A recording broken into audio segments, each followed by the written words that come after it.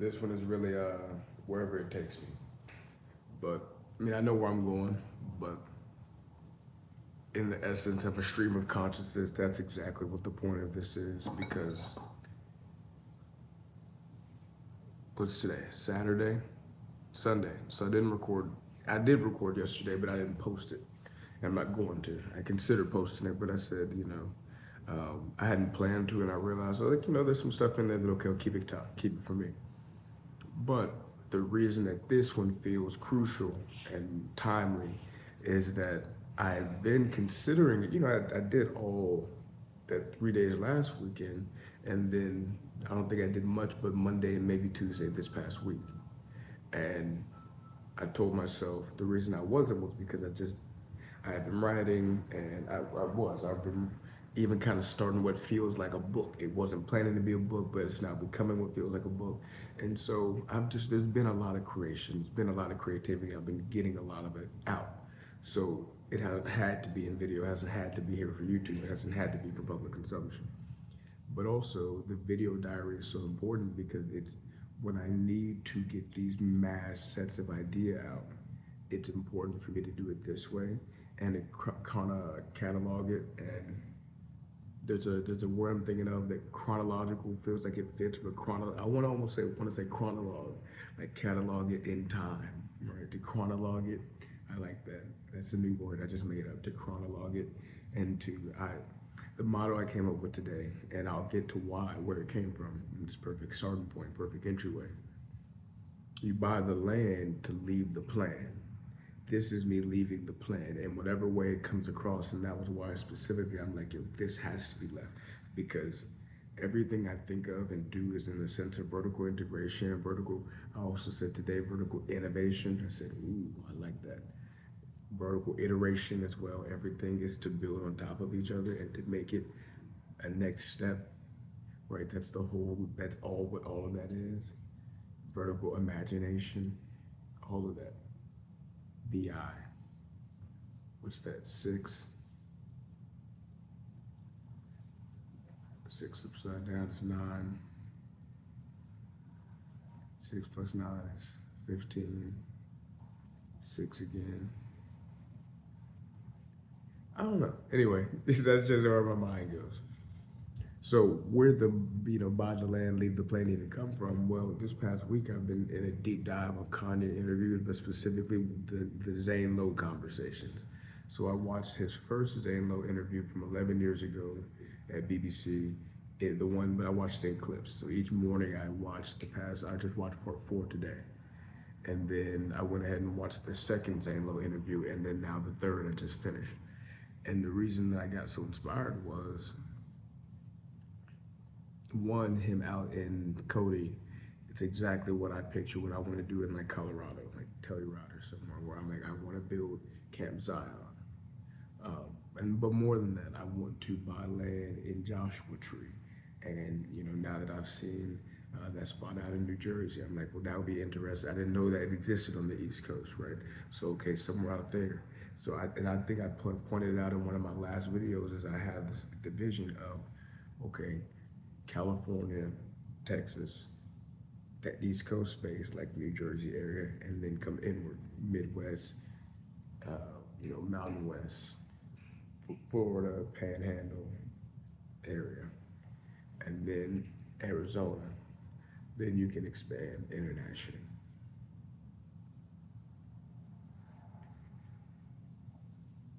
And yeah, I mean it's perfect. So my mission is buy dirt. I'm on the buy dirt plan. The buy dirt. They say they make more money, and that's the issue. They're making too much money. We're not making enough money, but they're making more money, but they can't make more land. The land is where it's at. Um, so yeah, I was inspired one by him. I'm like, yeah, that's it. Because Angelo asked him, he's like, do you ever just walk your property? I'm like, yo, I would. Ooh, pack a bag, water, snacks, audiobook, music. That's what I'm like. Literally take my little thing out, my iPod, my broken iPhone, and I use it as my iPod. I can see it. That's happening too. Man, yeah, I'm so ready to have that happen in the compound. Um, but yeah, multiple compounds, and you install, and maybe that's where, kind of feudal system that you install families, and it's like, hey, you run this, you run this, you run this, Lord, hey. I mean, and that seems like what we're heading toward. Like, isn't that what this feels like? Wow, that just came to me. I mean, that's what's next. That's what happens after a empire falls. You go back to that kind of, and I just was saying, I was like, it feels like when we left the feudal system, and I say they left the feudal system, when we went into the industrial age, and then now when we've come into this automation age, it feels like these individuals are aiming to reinstate the hierarchy that existed in the feudal system, not the organization of the system and not the infrastructure of it, but the hierarchy of it. I think the issue with installing with the hierarchy of it is the hierarchy of it is almost inherently, like it almost inevitably causes everything else to come along with it. Once you instill an oligarchy, everything else topples. You can't, I don't think you can have capitalism and division of labor the way we do, and division of resources and ownership as individuals of capital resources. What I mean, land ownership will be the land ownership, raw materials, and then, and because we obviously live in an advanced society, yeah, we're not, it won't be barter for, here your cap, but Rob Bell in his part two, What Do We Do 2025 talk, he said we may have to grow our own food. And I'm like, yeah, that's a conversation that's been happening a lot over the past couple of years. And I guess that's I guess again, a perfect segue to what I've been studying, especially the past couple of weeks, is how we descend into madness.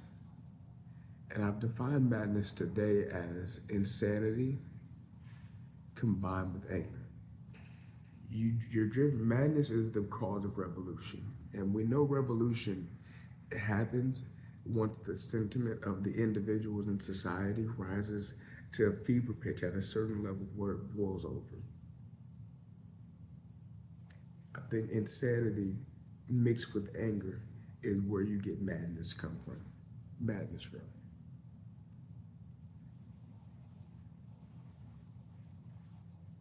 And that's what leads to revolution. And I think that's what we're seeing. That's what we've been seeing. That's what we're.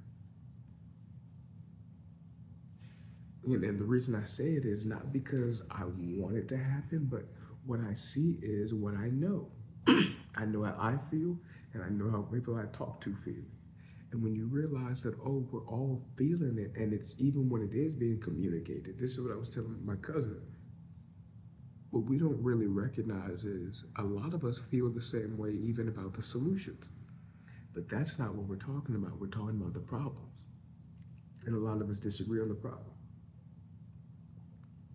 Which again, as I said before, and I agree with Thomas Paine, is what we're doing is aiming at the different roots. Some are aiming at the fruit and different fruits. Apples to oranges. It's one thing to even be comparing apples to orange. I mean, to be doing the fruit in general, but also you got people going apples to oranges. Well, we'll never get anywhere doing that. You got to go at the fruit. But also, I say different roots because the roots are so deep, they extend different places. And so if you trace one and you end up in China, and you trace one and you end up at Tesla headquarters, I found the problem. No, I found the problem. Ah, for the first time, the problem is the tree. It's a sturdy oak tree. But you got some people that have been chopping. And here's the issue. I think you got some people that have been chopping at multiple different spots. That's what's scary. For different reasons. You got people. Excuse me. Not today, Satan. You got people that are chopping at different spots for different reasons. But all the same, timber.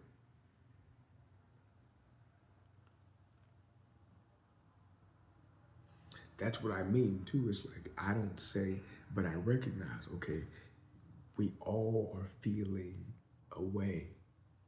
And so everybody's doing something different that at once is going to cause.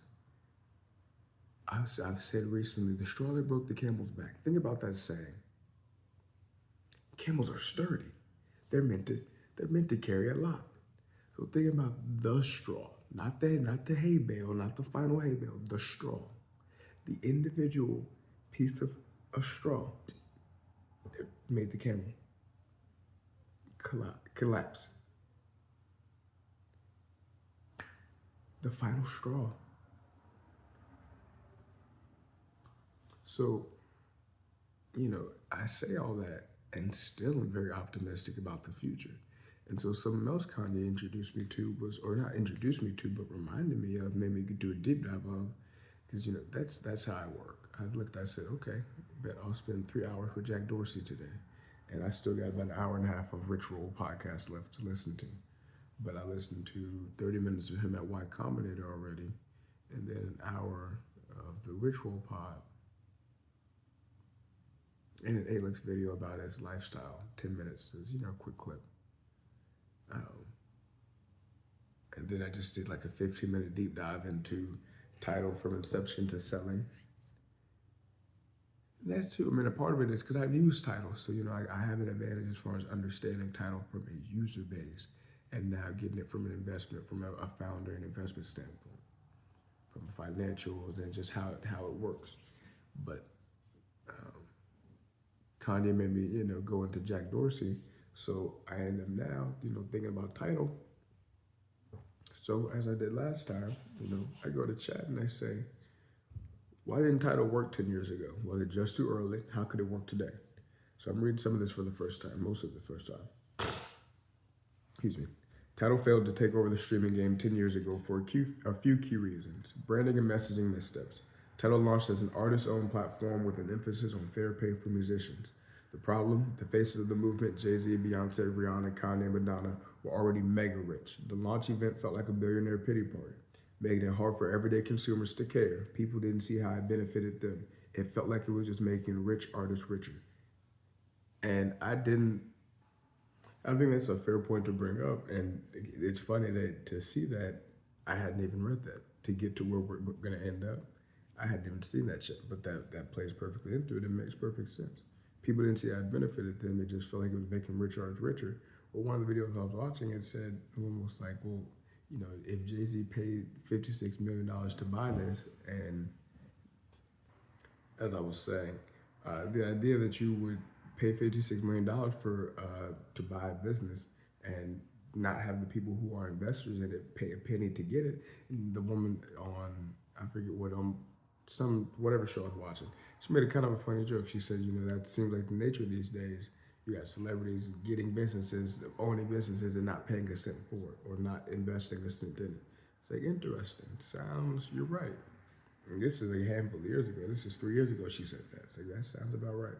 2, pricing and competition. At launch, Tidal positioned itself as a premium streaming service with a $19.99 per month hi-fi tier at a time when Spotify was $9.99. While audiophiles appreciated the higher sound quality, the average listener wasn't willing to pay double when they could get unlimited music elsewhere for less.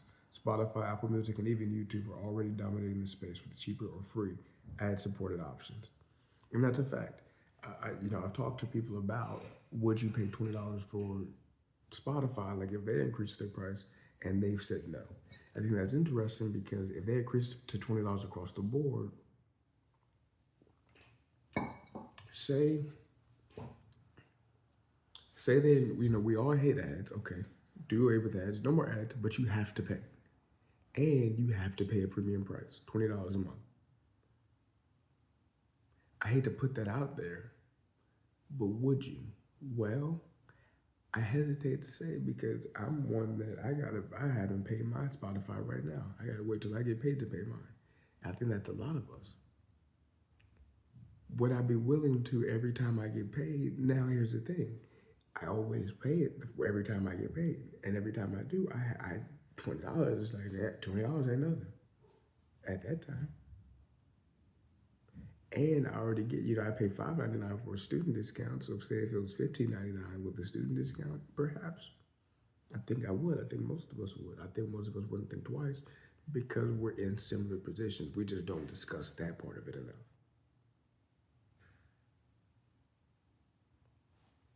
Lack of differentiation. The biggest selling point was hi-fi sound quality, but most people stream on regular headphones, AirPods, or Bluetooth speakers, where the difference is barely noticeable. Tidal did try, and actually, you could in my car, I could hear it. Tidal did try to differentiate with exclusive releases like Kanye's The Life of Pablo, but that often backfired when artists ended up putting their music on other platforms anyway. Piracy surged when fans couldn't access their favorite albums, proving that exclusivity was a double-edged sword. And that makes sense. It got me a deal with Apple, and I still feel entitled.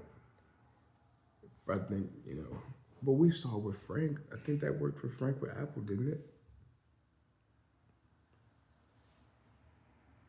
That's a question, But here's the thing again: if everybody, I don't know how that. Well, I say I don't know how that works. That's a master's question, and that's the issue. Not enough artists own their masters, and maybe that's the billionaire buy. Maybe that's where all the billionaires go in and say, okay, a bank and a music label.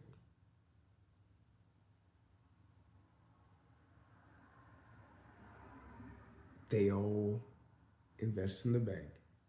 The bank buys the masters. The bank owns the masters, loans them out, maybe gives them out to the. That's a question for some people a little bit smarter than me, quite a bit smarter than me. Sure, I don't care.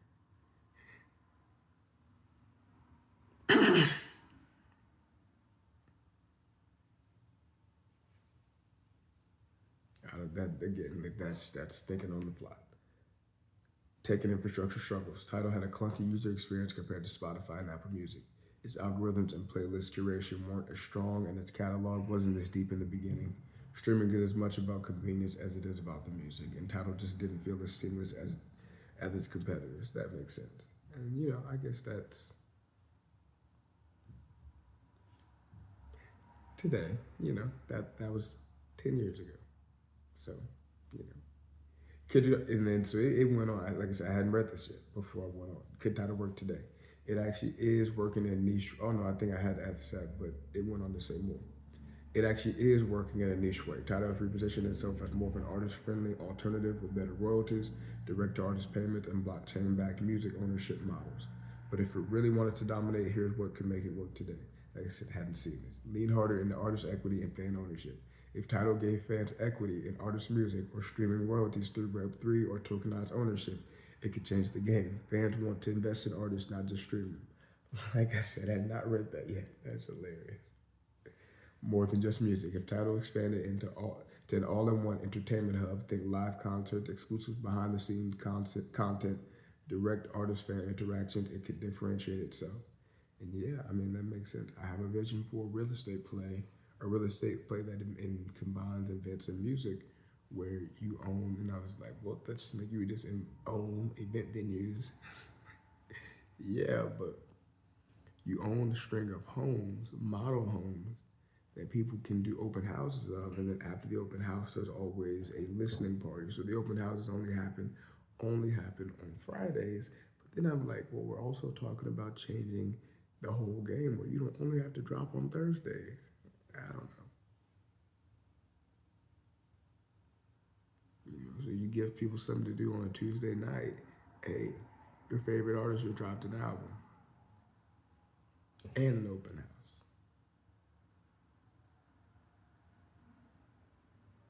and a chance to invest. More than just music. Oh yeah. And I'm like, oh yeah, also my talk show vision. Hey, Kai, come on over to Tidal.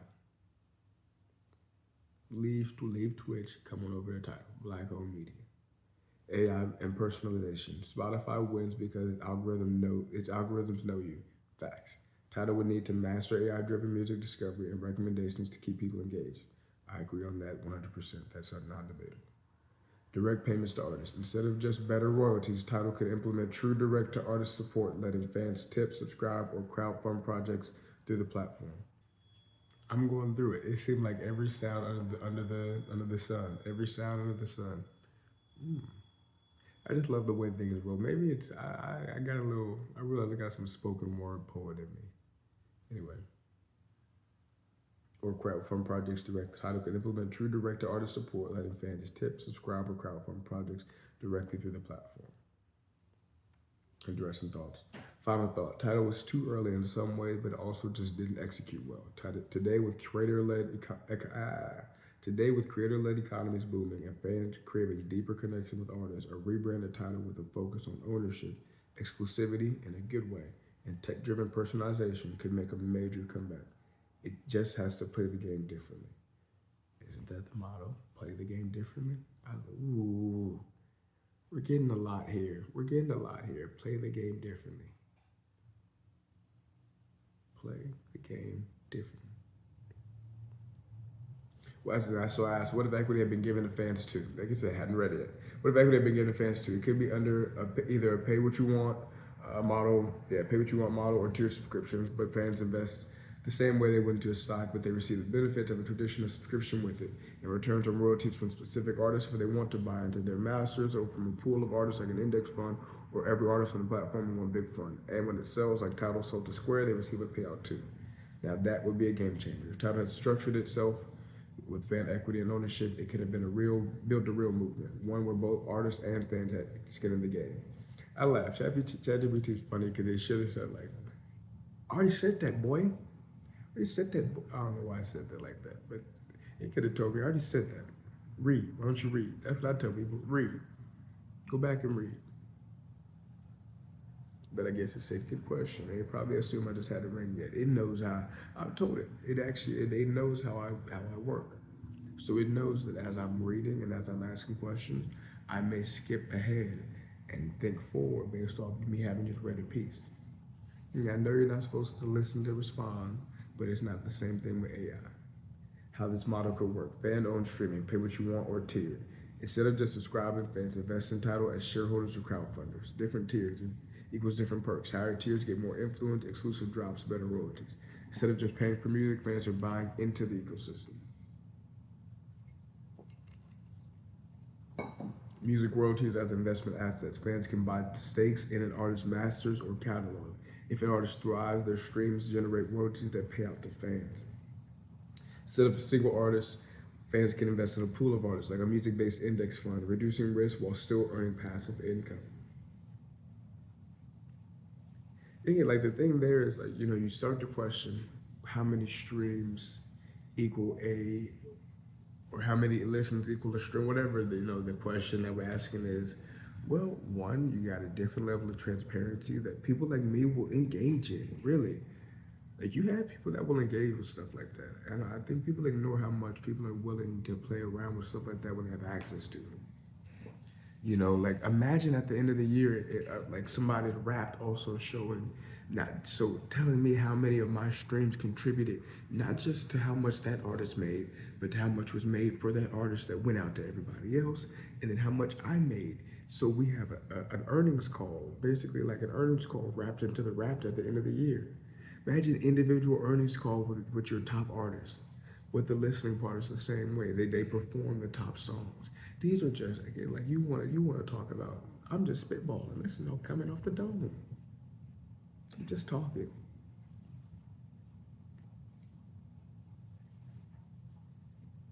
Who was I? Tidal could issue music-backed tokens or shares that grow in the value as streaming and licensing revenue accumulates. Yeah, and everything is going to be tokenized. Exit strategy equals fan payouts. When Tidal sells, like it did to Square, fans as equity holders receive a payout. This flips the big corporations buy everything model into the people cash out too. And then I'm like, then we're playing the long game. We're playing Monopoly. Because once we cash out of that, nobody says you gotta stay. Or you can. Who cares? But you just gotta mass payout. So did we. Come with us. We're gonna move on to something else. And we're gonna defer capital gains and build generational wealth and compound investment. I think that's here's what I'm willing to say. If there's any if there's any evidence to anything that's ever been said, awarded to, or said about me, awarded to me, if I'm anything at all, what I believe and what people believe I am and could be, then what I think I'm saying is right. Or what I'm saying I think is right. Not what I think I'm saying, what I know I'm saying, I think is right. Fair? I'm just, if I'm even a percentage of who and what I think I am, then what I'm saying has some merit and it's worth a conversation, I think. Why this could work today better than ever. Trash man. Retail investing and creator economy boom. Fans already invest in creators through Patreon, NFTs, and equity crowdfunding. Tidal could make this mainstream for music. Web3 and blockchain tech, ownership tracking, transparent royalties, and secure payouts can be automated. Major labels are losing power. Artists are leaving labels to go independent. If they had a fan-powered streaming economy, they wouldn't need labels at all. Read back over that. Fans already invest in creators through Patreon. Sorry. NFTs and equity crowdfunding. It's just noise all around me. I can't wait for my studio. Okay, another declarations. If we're doing declarations, I'm gonna buy the Purse building in Dallas. Never mind. I'm just gonna stay silent on that. That's all I'm gonna say. Fans already invest in creators through Patreon and NFTs and crowdfunding. Tidal would make this mainstream for music. Ownership tracking, transparent royalties, and secure payouts can be automated. Because it's a tech company. Artists are leaving labels to go independent. If they had a fan-powered streaming economy, they wouldn't need somebody to get Russ on the phone. I need Russ and La Russell.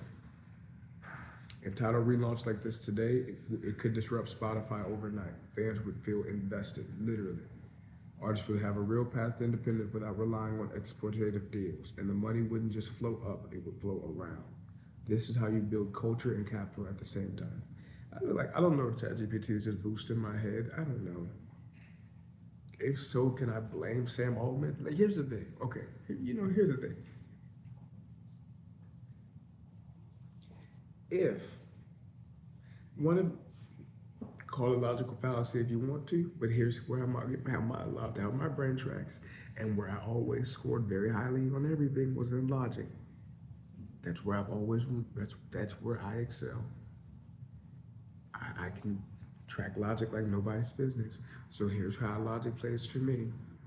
If Sam Altman has built a billion-dollar unicorn company and was the head of Y Combinator, who was picking the billion-dollar companies, the billion-dollar startups, if this is his product saying that my vision is a billion-dollar product, and I pitched this to Y Combinator, it only tracks that either you put your money where your mouth is, Sam, and Paul Graham,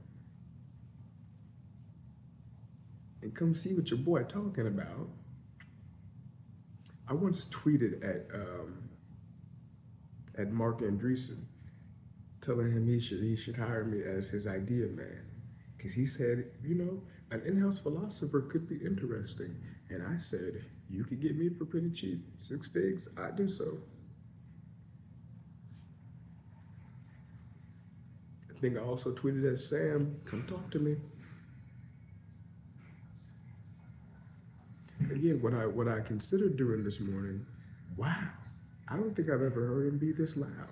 Maybe it's just, when you focus on things differently, when you focus on things. Schrodinger's cat model.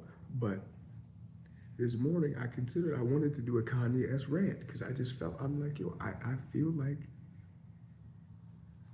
my Truman Show boat has hit the wall moment. Yeah, he squeaky, squeaky, squeaky.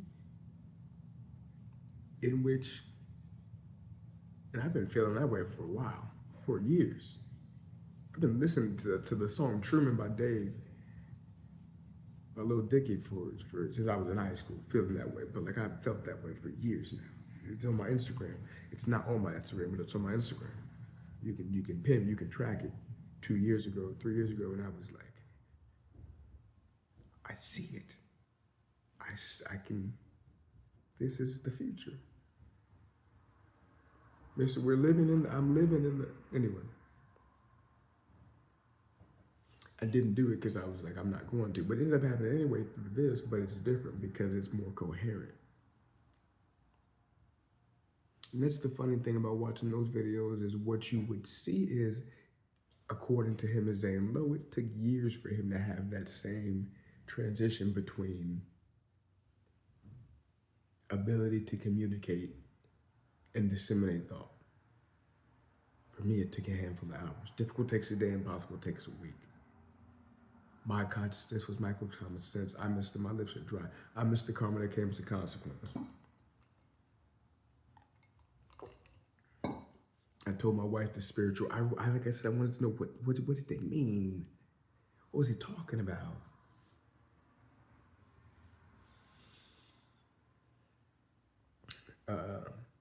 So I think all I had saw was, I know I saw this is how you build culture and capital at the same time. My question ended up being, why didn't it happen? Why didn't that happen? Did it just not get thought about? Was that the thing that was just too ahead of its time? Is the world ready for that innovation today? I guess I hadn't really read it. Why didn't this happen?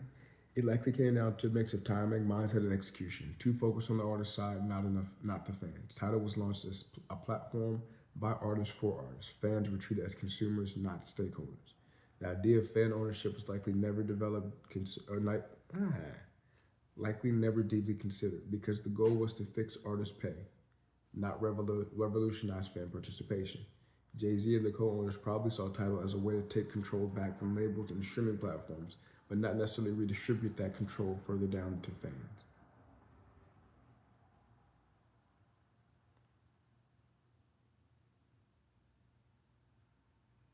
And that's why I question, was it genuinely just not thought about? I mean, and I guess I have to ask them. I can only ask them.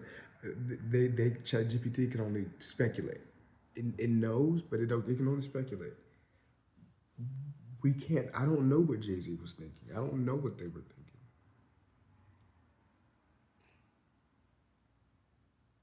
You know, LaRussell has come onto the scene with this over the past, and then you question, okay, so again, sense, that's where we're going to end up. But I'm like, has he not considered it? Tech and infrastructure wasn't ready. In 2014, 2015, blockchain tech wasn't ready yet, wasn't mainstream yet. Retail investing in creators wasn't a thing. Crowdfunding, Kickstarter, GoFundMe was taking off, but in a structured investment sense. Stock market culture was still Wall Street heavy, and the retail investing boom, GameStop, crypto, NFTs didn't happen until 2020, 2021. And yeah, I guess that was the first time it entered the mainstream consciousness that we could, like, I can invest on my own.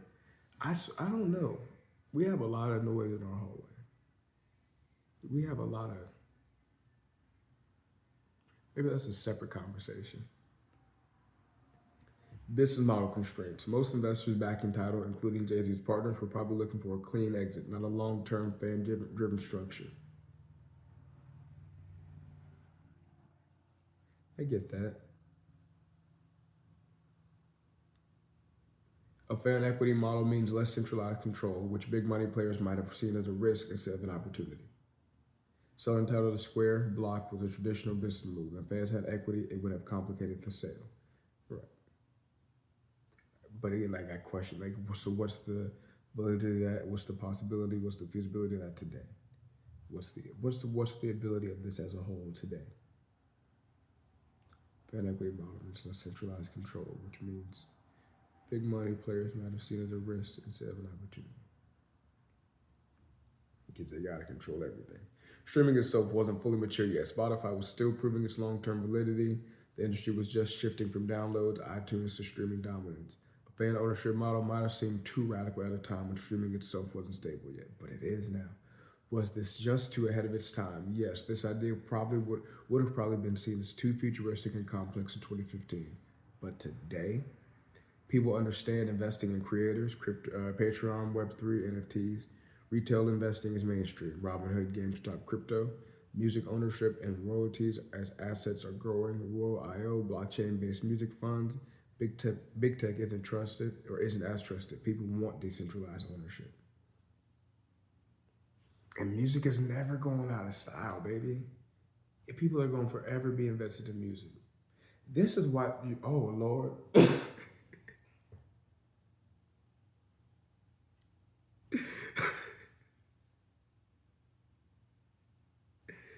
Well, I said it now.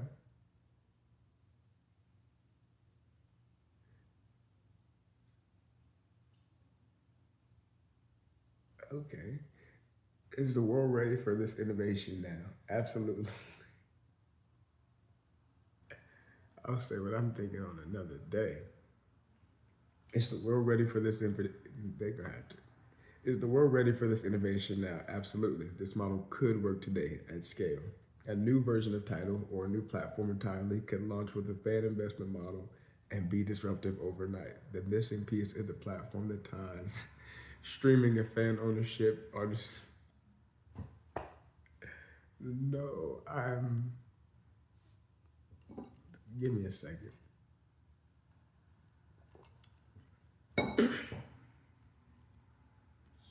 A new version of Tidal or a new platform entirely could launch with the fan investment model and be disruptive overnight. The missing piece of the platform that ties streaming and fan ownership, artist direct pay and royalty investments, music based backed assets, and equity. If someone really wanted to shake up the industry today, this would be the way. And I really want to shake up the industry today. So, and it's not already being done. I think of what LaRussell is currently doing. I see similarities, but how is what he's doing the same and different? Also, how does this vertically integrate and innovate from the work of visionaries like Nipsey Hussle and Ryan Leslie? Is anyone doing this right now? No one has executed this at scale yet, but there are pieces of this puzzle in motion. LaRussell is LaRussell is pioneering a fan investment model in a grassroots way. Fans can invest in his music directly through Good Company, and he offers a pay what you want model for everything: albums, tickets, merch. This builds community ownership around an artist, but isn't yet a platform-wide system for multiple artists. Royal.io started 3LAU, or 3 I don't even know what LAU stands for.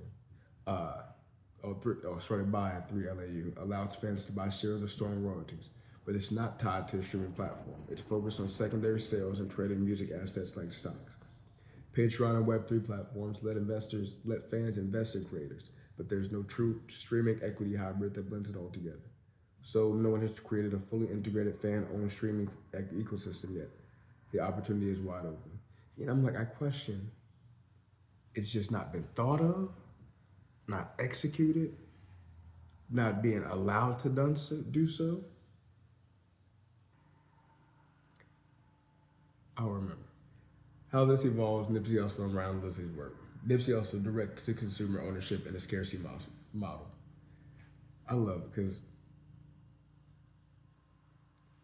Nipsey was one of the first to prove fans will pay a premium for direct artist support. Crenshaw's $100 album and Mailbox Money's $1,000 version. Which I forget how many. I think Jay purchased like 10 of those, 10 of the $1,000 ones. He was all about vertical integration, owning his masters, his store, the marathon, his marketing, and his community outreach. His vision for blockchain-backed music ownership was ahead of its time.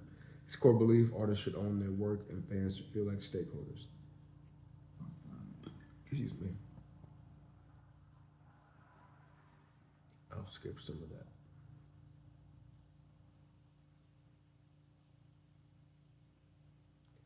Final thought: this is the future and it's wide open. Foundation has been laid by visionaries like Nipsey Hussle, Ryan Leslie, and LaRussell. The missing link is scaling it into a full platform, making it as seamless as Spotify, but as profitable as investing in stocks. Whoever builds this first, they disrupt music, tech, and ownership at the same time. It's just like you're taking Robinhood and Spotify and putting them into one body. And you get to a point you say, how hard is that? I don't know. But I mean, look at what I'm doing right now. I'm talking through a phone, talking to a phone, through a phone about the very thing I'm talking about. So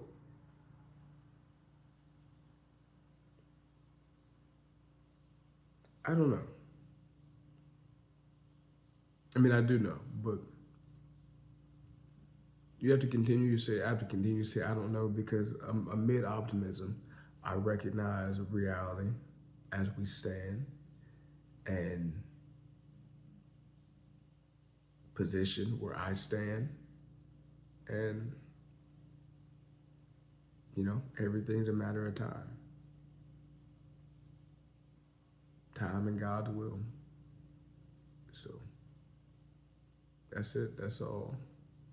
I'll see y'all. Peace.